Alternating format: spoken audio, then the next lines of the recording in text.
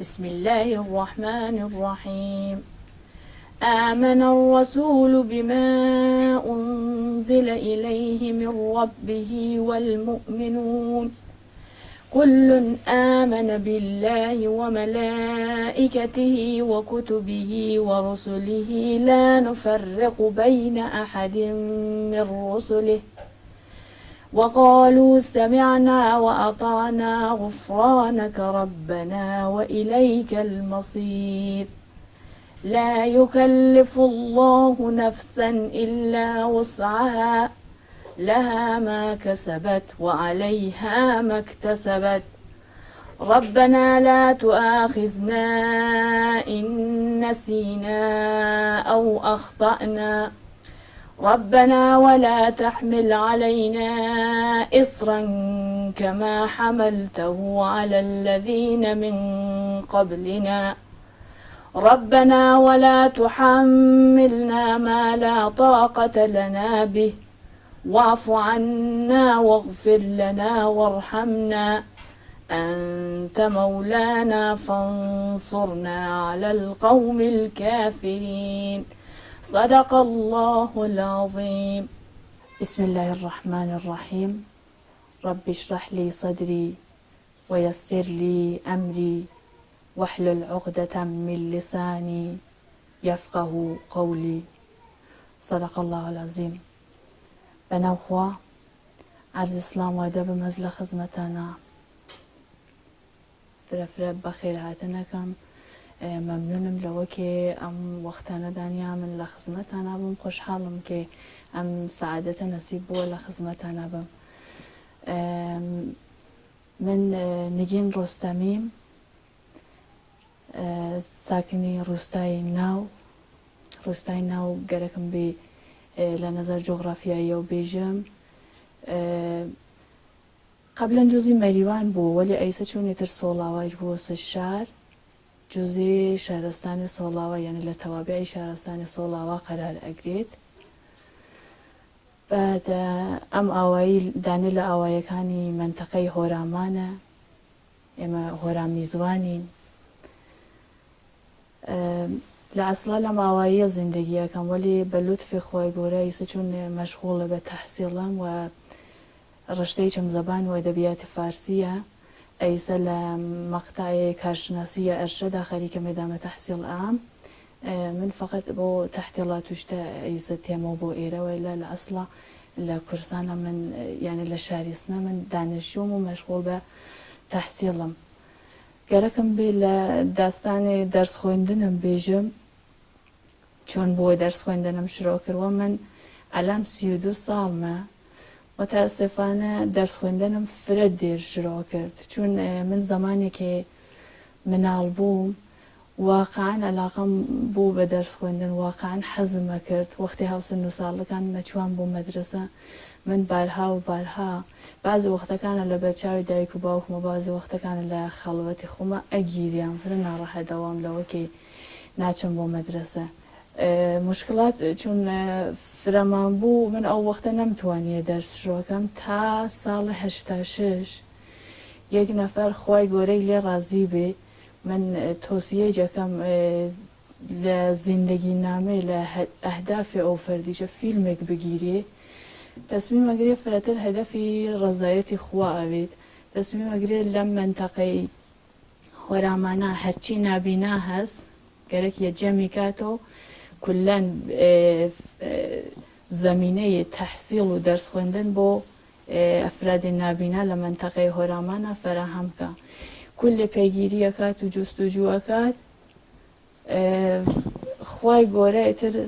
او لطفه شامل حال ما اکا ایمه تگو فرده اشنا بوین او وقتا ساڵ هەشتا ئیتر ئەو ئاغا خۆی و خانەوادەی محتەرەمی کولی تەلاشیان کرد و دۆرەی ئامۆزشی بۆ ئێمە دانیا، ئێمە خوێندن و نووسین فێر بووین بە خەتێ برەیل، بعد دوایی تر هاتینەوە بە کۆمەک معلمێتر خۆی گۆرەی لێ ڕازی بێ ئێمە دەرسمان مەقتای ئێبتێداییمان تەواو کرد. من ئێمە چوون دوو دانە خۆشکین کە لە ئەوە کێ وەزیەتمان خاسە یانێ مشکل بیناییمان هەست. من 21 ساڵم بۆ ئەو وەختە شروعم کرد، خۆشکی چەم 13 ساڵی بوو، بە یەکەوە دۆرەی ئێبتێداییمان تەواو کرد. وەلێ ساڵی تری چون من سنم لەسەرەوە بوو من تەرحجامع شێرکەتم کرد، ما خۆشکم لە مەدرسەی عادی ئایتر خۆشبەختانە توانی ئێدامە تەحسیڵ بە. بعد دوای ئەوە من واردی مەقتای دەبیرستان بووم، لێرە فرە سەخت بوو، یانێ هەرچی خابگا و شتێ هیچ پەیگیریم ئەکرد و ئەملاوەلا واقعان هیچ خابگایەک نەبوو، چون شرایط سنی من شتێتر بوو وەزیەتمان خاص بوو تەک خۆشکمە هیچ خابگایەک نەبوو ئێمە قبولکە. دەبیرستانیش واردە مەقتای دەبیرستانیش بووم، لێرە هیچ ئیمکاناتێک نەبوو، بە سەختی من ڕاهێدوور دۆرەی یانێ ساڵی ئەوەڵی دەبیرستانی چەم گوزەراند. بعد بوومەکی ساڵ دووی دەبیرستان بە کولی بە ئیمکاناتی معلم نەبوو، دەرسەکانم حاڵی ناوە و ئیتر بمێنێ چەندێ سەختیم کێشە. بە لوتفا ساڵ ئەوەڵ دەبیرستانی چم تەواو کرد، وەلی لە ساڵ دووی دەبیرستاناتەکە و خابگا خوشبەختانە من و خۆشکەم ئاشنا بوون بێژن مواسسەی خەیریەی دارالئیحسان لێنە تاک یەکسەری ئینسانگە لە عەزیزە ئاشنا بووین کە کاریان واقعان دڵسۆزانە و عاشقانە و سادقانە بوو، فقط داوطەلەبانەیش بوو نەینکە بێژین هەدەفیان شتێتر بووێت، فقط هەدەفیان ڕزایەت خوا بوو. ساڵهای ساڵ بوو تەلاشیان کردبوو زەمینەیەک فەراهەمکەن خابگایەک بوێت، کەسانی وا نابینان و بازماندە لە تەحسیڵن بێن لەو فەزا تەحسیڵکەن. ئیتر بە لوتفی خۆی گۆرە ئەو ساڵە ئەوان موافق بوون، ئەو ساڵەوە من ساڵ دووی دەبیرستان بووم، خۆشکی چم ئیتر دووەم ڕاهنەمایی بوو. بە لوتفی خۆی گۆرە ئێمە بەو موەسسە ڕێگەمان پێیا کرد، لێنە لە محەبەت و دڵسوزیهای بێدەریغی و ئەفرادە ئێمە بەرخۆردار بوون، لێنە واقعان تەشەکوریان لێەکەم. من وەختێ بەم قسمەتە ئەگەیەم واقعان نازانم چۆن شاکری خۆی گۆرە بم، چۆن لە بەرابەر خۆی گۆرە چۆن تەشەکوڕکەم کە من تەگ ئەو عەزیزگەلە ئاشنا بووم، هەم من هەم خۆشکم. بعد من تا پیش دانشگایی یعنی تا زمانی کە دانشگا قبول بووم لە لطف و محەبەتی ئەو ئەفرادە بەرخۆردار بووم، لەو موەسسە بووم. ئیتر دوایەوەی چە دانشگا قبول بووم ئەیسەیچە 6 ساڵە لە دانشگا مەشغوڵ بە تەحسیڵم، ئەیسەیتر لە حاڵ حازرە لە مەقتای ئەرشەدە تەحسیڵەکەم لە ڕشتەی زەبان و ئەدەبیاتی فارسیە. بسم الله الرحمن الرحيم إذا وقعت الواقعة ليس لوقعتها كاذبة خافضة رافعة إذا رجت الأرض رجا وبثت الجبال بثا فكانت هباء منبثا وكنتم أزواجا ثلاثة فأصحاب الميمنة ما أصحاب الميمنة وأصحاب المشأمة ما أصحاب المشأمة صدق الله العظيم. أعوذ بالله من الشيطان الرجيم. بسم الله الرحمن الرحيم. الذين آمنوا وتطمئن قلوبهم بذكر الله ألا بذكر الله تطمئن القلوب صدق الله العظيم. بناو خوای گەورە و میهرەبان، عرض اسلام و ادب و احترام هز لخدمتی و عزیز گل زحمتان کشا تشریفتان هاورده تشکرتان لیکم به خاطر اوی که ام وقتانه لاختیار ما قرار داگه. من سارا رستمیم اهل اوایی ناو دانشجوی زبان و ادبیات عربم مقطع کارشناسیم ترم هفت. زمانی که گوره بوم تقریبا زمان 8 سالم بود دایک و با فضای مالمان فضای قرآنی و براستی خانوادم فرا تشویق میان کرد هر کامیان لجیکا بخصوص لیره واقعا جگای هز من لدایک و باوکم و اخصوص خوشکم تشکر ویژم به چون واقعا گوش خانوادم لطرفی که خوشک براکنم ولی ام خوشک ما تک دایک و باوکم لطرفی ترو واقعا گوره تری مشاوقل من بون همیشه من یان تشویق کرد من لأول او تانایمه لخو من نادی نمتانی امود من نتانم قرآن حفظ کنم ولی آن به من انگیزه اندا کمک میان کرد خوشبختانه من لسن 8 سالگی شروع کرد با قرآن خوندن و به لطف خواهی گوره من ل11 سالگی ایتر موفق بوم کل قرآنم حفظ کرد. بۆ قورآن خوێندن بە لوتفی خۆی گەورە من لێرە لازم ئەزانم واقعا لە دایک و باوکم تەشەکوری ویژەکەم چون من زمانی بە دنیا هاتکەم فەزای ماڵمان فەزای قورآنی بوو ئیتر نەبوو کەسی بێ مستەقیم من تەشویقکە بێژێ قورآن بخوێنە فەزای ماڵمان فەزای قورآنی بوو بۆ باوکیچم هەمیشێ لەو زمینە بۆی مهم بوو تەلاشی یەکردێمە قورآن فێر بین تە مستەقیم لەبیرم نایە چۆن وتیان قورآن حفظکە وەلێ ئەو خاترەکێ تاریفم کرد ڕۆژێ معلم بووە من حەزم کردووە بڕۆم تەبریک بێژم و ئەوانە بعد دایکم ئەو ڕۆژە خاهیشی کردووە لە باوکم کێ جۆرێ کارێکا منیش مەشغوڵ بووم دەرسێک بخوێنم ئەیسەکێ مەدرسە چوون بۆ من ئیمکان پەزیر نییە ئیتر هەبیرمە ئەو ڕۆژە باوکم جۆزێکی بوچک لە قورآن کێ پێمانەوت ئەمە جۆز دای دەست منەوەتی ئەمەیچە دەرس من و تۆوە لەوە بەدووە من هەر ڕۆژ گەرەکمە لێت قورآن حیفزکەی هەر ڕۆژیش لێت ئەپرسمەوە و خوشبەختانە وا بوو وەلی چون لە ئاوایی یا مشکڵات فرەمان بوو ئیتر باوکم مناڵداری و ئەوە سەری شلۆق بوو لە نەزەر ماڵیچە وەزیەتمان خاز نەبوو وەختە بعد زەبتی سەوت و شتە لە اختیارمان نەبوو من متاسفانە فرسەت فرەم لە دەستدا خۆیچم مناڵ بووم بازی گوشی مەکرد مەسەڵەن پاییزە هات باوکم نیشان میەدا ئیتر ئەو وەختە کار و شتەی فرەی نەبوو قورآن فێرمیە کرد وەختی بەهارە هات باوکم فرە وەختی نەبوو بێ مدام هەر ڕۆژ بپرسێتەوە لێم دووارە لە بیرم ئەچووەوە چەند ساڵ ئەوا گوزەراندم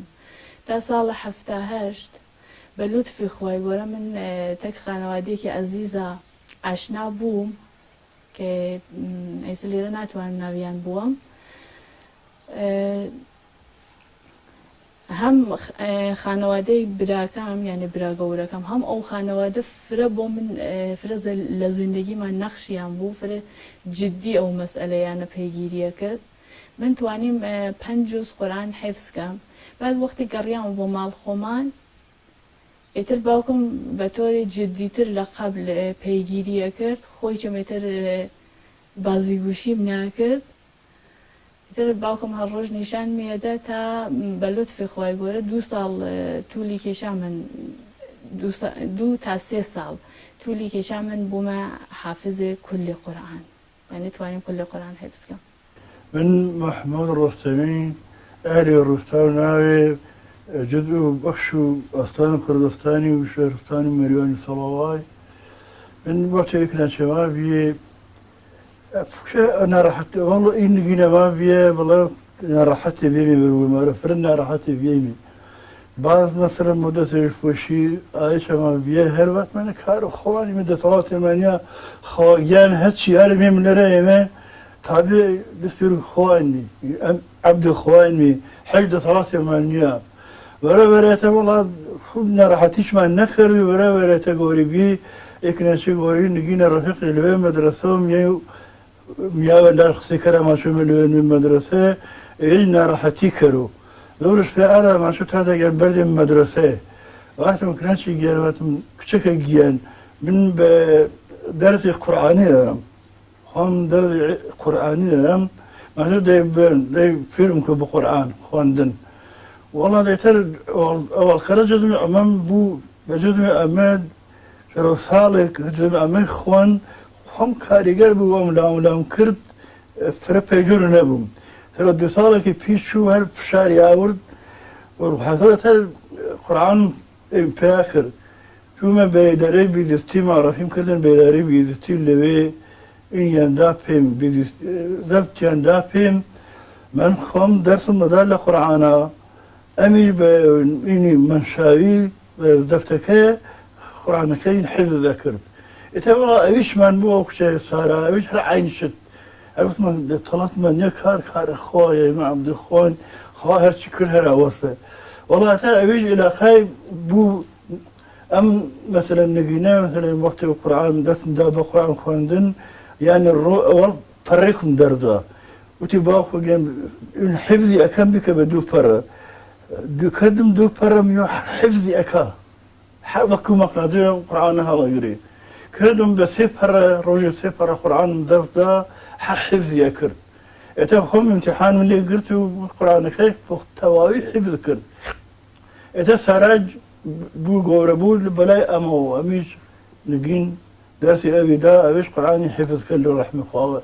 اتا يساوي داني تواوي دنيا مهرف شو القرآن حفظ كرد اتا دي بلا بونو اول جار إنه وفتنداري فرمانداري كمان بقول الصلاة وبابا خاطي نابو أول نفر أو هذا ما عرف يكر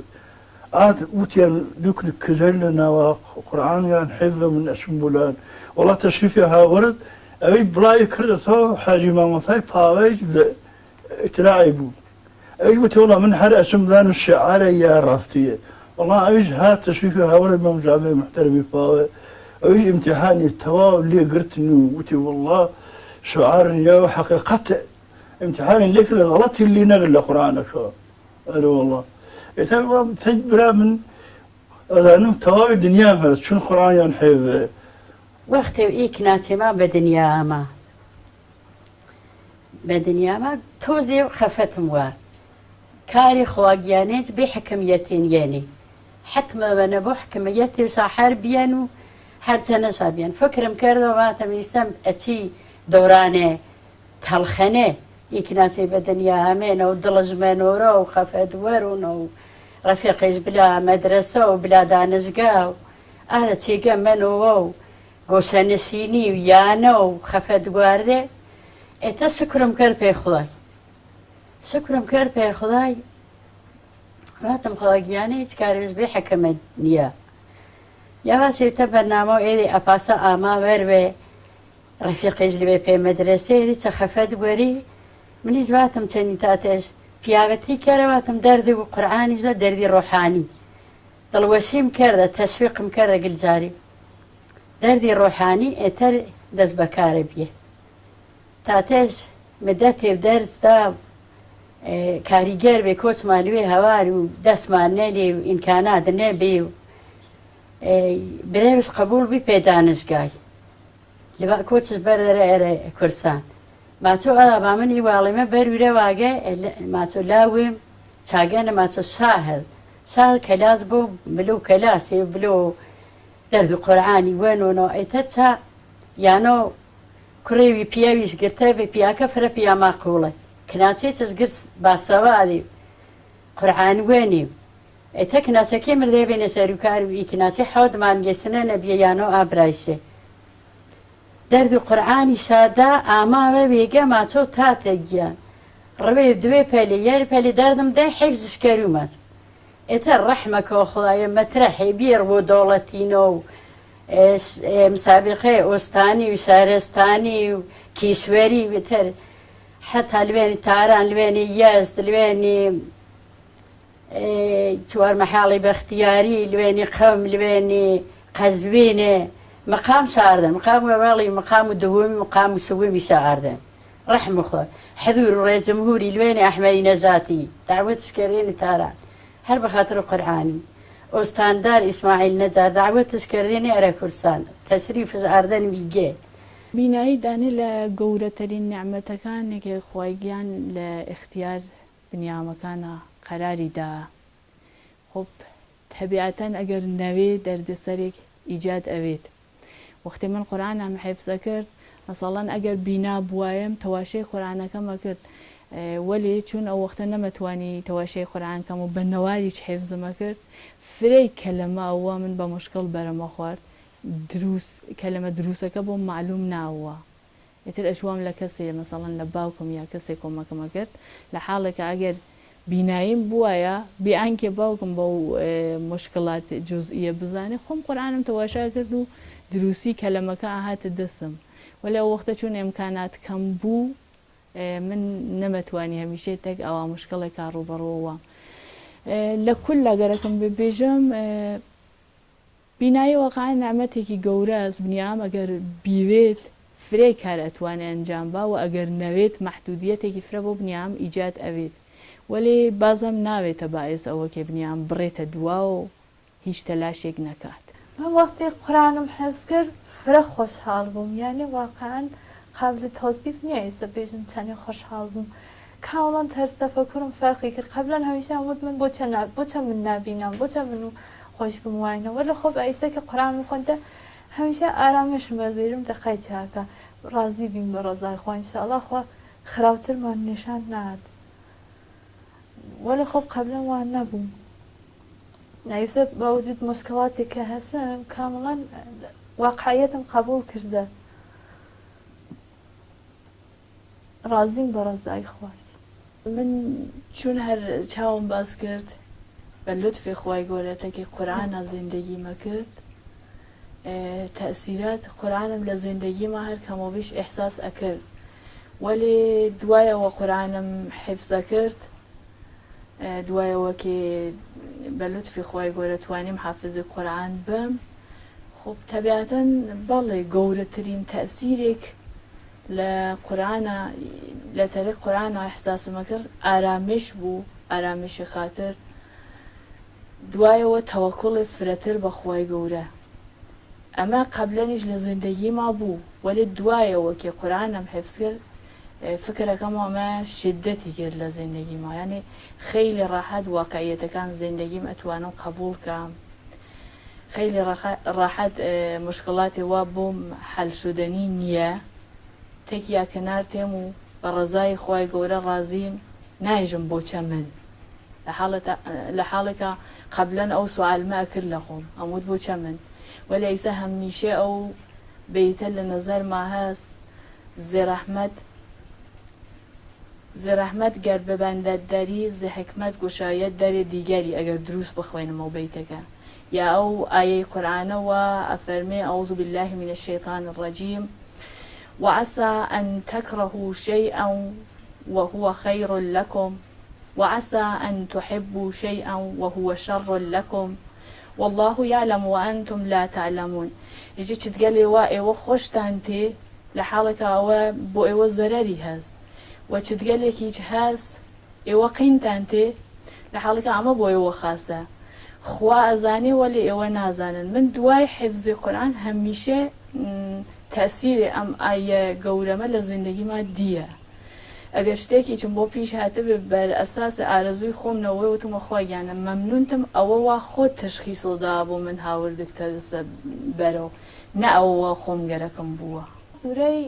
مەوەرەکەی مەریەم من پێ خۆشە چۆن من هەرچیەوە سوورە ئەخوێنمەوە هەم ئارامش خاصێک مەزەم فرە لەزەتەوەم لە داستان حەزرەت زەکەریا و حەزرەت مەریەم أعوذ بالله من الشيطان الرجيم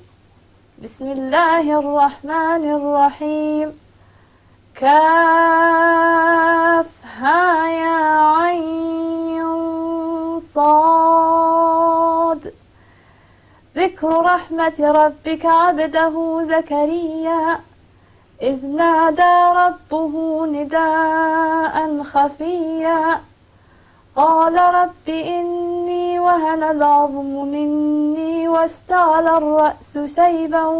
ولم أكن بدعائك رب شقيا وإني خفت الموالي من ورائي وكانت امرأتي عاقرا فهب لي من لدنك وليا صدق الله العظيم. فرە حەزەکەم بتوانم مفید بم بە دیگەرانیچ نیشان بم، چون بنیام فقط کافی نییە خۆی شتێک فێر بێت و ئیتر لە فکرێ دیگەرانان نەوێ. لەوەکە ناتوانم کارێک ئەنجام بم بۆ دیگەران فرازیەت ئەوم.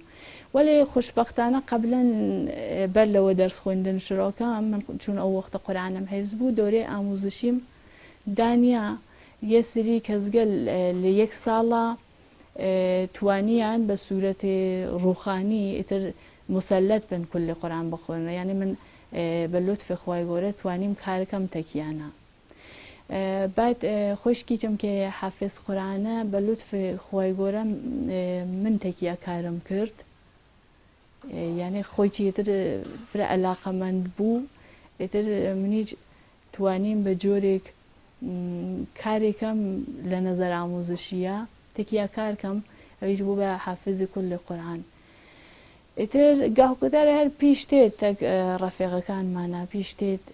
کار ئەەکەین، وەێ خۆ تا ئێستا فرەن نامتاسفانە. لە دانشگایچە من توانیم دۆرەی حفزی قورآنم دانیا، وەێ تر ئەوە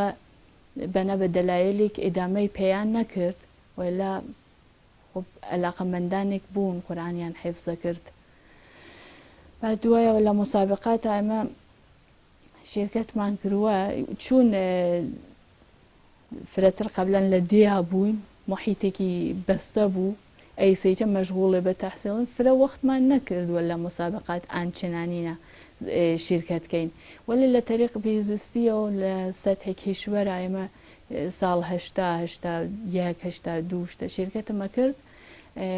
لە سەتحی کێشوەرە مەقام ئەوەڵم کەس فەکرد، وەلی خوب لەوە زیاتر نەچوو. بە ئەنوان خۆشکێکی بچێک تۆسیەمەوەسە بۆیان کێ هیچ وەک لە حفزی قورآن ناومید نەوەن و هەرچی فرەتر و فرەتر بڕۆنەشۆنیە بازم کەمە و وەختێکی قورآن حفزەکان ئەگەر لە جێکەوە لە بیریان چوو ناومید نەوەن، دووبارە تەلاشکان بەخواتەوە کوڵکان. بعد دوایەوە وەختی قورآنیش فێر بوون سایەکەن قورآن بە ئەمەڵکردنەوە فێر بن، یعنی قورآن فێر بن و ئەمەڵێکی پێکەن. بعد لە فکرێ فێرکردنی دیگەرانی چا بن، یعنی ئێمە ناوێ فقط لە فکرەوە بین خۆمان شتێ فێر بین، هەر شتێک بنیام فێر ئەوێ بە نظرم لە خواردتر خۆی بڕوانێ و هۆشی بە ئەوی چۆ بوێت. مهمترین شرط علاقە سعی کا خۆی علاقەمەندکە، بعد لە نەواروستە استفادەکە، لە ئیمکانات فرەتر استفادەکە. تر مهمتر لە هەرچێشتە شیرینی و شیرینی قورآن لە تاسیرگەل مثبت قورآن لە زندگی خۆیان بزانێت، ئیتر ئەوانە توانێت تەوەکڵ کا بە خوای گەورە، ئیتر ئینشاءڵڵا خۆیت کۆمەکی دەکات و ئەتوانێت قورآن حفظ بکات. حفظکردنی قورآن لە زندگیما گەورەترین موفقیت ئەزانم، بە شەرتێکێ خوای گەورە کۆمەکم کا بتوانم عملیج ئەو کارە ئەنجام بە، یعنی فقط حفظی قورآن نەبێت لە زندگیما، بتوانم عملیشی پێکەم. گەورەترین موفقیتم ئەوە بووە کە قورآنم حفظ کردە. بەڕاستی قورآنم حفظ کرد من فرە زندگی متەحەول بوو، من قبلەن ئەسڵەن فرە ئسترسم باوجودەوەی کە مناڵیش بووم، وەلی خۆ زمانی کە قورآنم حفظ نەکردبوو ئەسڵەن ئارامشم نەبوو، خۆم بە خۆمەوەی بوو، وەلی خۆ قورآنم حفظ کرد فرە ئارامش خاستێکم هەست. هەمیشە باوجود مشکلاتێک کە هەستم هەمیشە ئارامش خاستێکم هەست، کەمتر دووچار ئسترس ئەوم. بعد مهمتر لە هەرچێشتە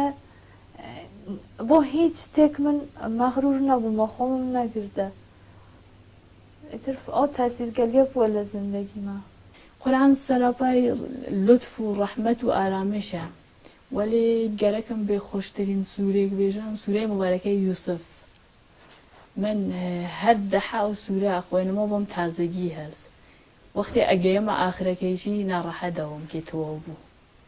خۆشم تێ لەو داستانە. أعوذ بالله من الشيطان الرجيم بسم الله الرحمن الرحيم